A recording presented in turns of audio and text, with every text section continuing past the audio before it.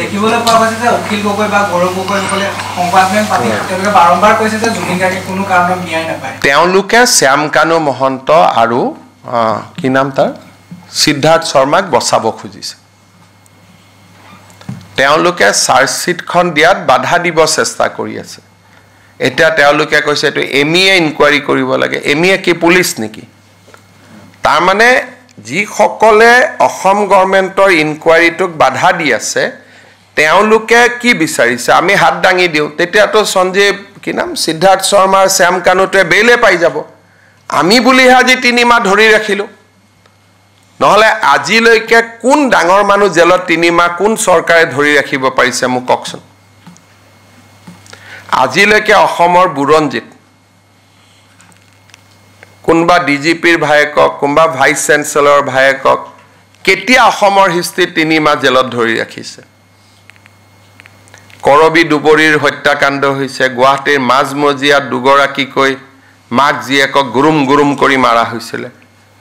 কাকোতো 3 মাহ আজিলৈকে ধৰি ৰাখিব পৰা নাই। গতিকে মোকতো আপোনালোকে ধন্যবাদ দিব লাগে যে মই আজিলৈকে ওলাই আহিব দিয়া নাই। গতিকে ধন্যবাদ ক'ত দিব আৰু পাৰিলে আকৌ সমালোচনাতে থাকিব। মই যিখিনি চেষ্টা কৰি আছোঁ কিমান সফল হৈছোঁ নাজানো, কিন্তু মইতো অভূতপূৰ্ব চেষ্টা কৰিছোঁ। 3 মাহত চাৰ্জশ্বিট দিয়া ৰেকৰ্ড আছে নেকি? ছিংগাপুৰ পুলিচতকৈও আগত আমি চাৰ্জশ্বিট দিম। ছিংগাপুৰে দিব 18 তাৰিখে, আমি দিম 12 তাৰিখে। তো মোকতো কৰবাত ধন্যবাদ এটা দিয়ক। দিব লাগে নে নাই কওকচোন। আজি 3 মাহটো বেল হোৱা নাই। আজি 3 মাহ হৈ গ'ল। আগতে মোক কি কোৱা হৈছিল যে এওঁলোকৰ লগত ভাল, এতিয়া কোনে ওলালে? বাৰে বাৰে ইনকুৱাৰীটো বেয়া বেয়া বেয়া বুলি কোনে কৈ আছে? যিসকলে সিদ্ধাৰ্থ আৰু শ্যাম কানুক দোষী সাব্যস্ত হোৱাটো নিবিচাৰে।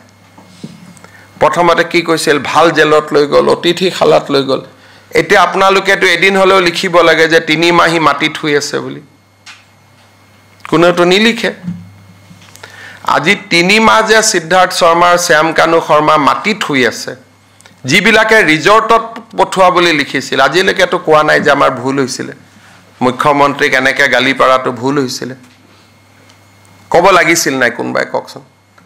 তাতে ভূত ওলাই ভাবে, ৰাতি চিঞৰ বাখৰ হয়, মহৰ আঁঠুৱা দিয়া নাই, মোবাইল ফোন দিয়া নাই, খাবও ভালকৈ পোৱা নাই, জেলৰ যি নিয়মতকৈ এটা টুকুৰা ৰুটি ভালকৈ খাব দিয়া নাই। 3 মাহটো হৈ গ'ল চাওঁতে চাওঁতে।